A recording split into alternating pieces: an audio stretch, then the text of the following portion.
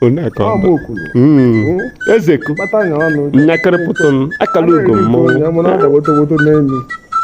Kedu maka odegwu ụzọ na-atụ ụlọ akewo? Nnukwu mmadụ bụ nnukwu alụsị. Ofu nwa jere Ekwado bụrụ ike nata. Ego Ekwado.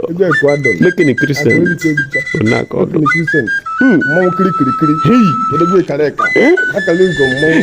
Mmanwụ isi ana. Atakwa mo. Anya n'ọya atụ na so n'ịkpọ. Ọya atọ ibe kerie. Ọ tọrọ ya ihe ụbịam. So si mekini na-eme n'ụwa ọfta wee gba transfer. Mekini. Ọya ọgwụ mbịam. Asa ọgwụ ụbịam.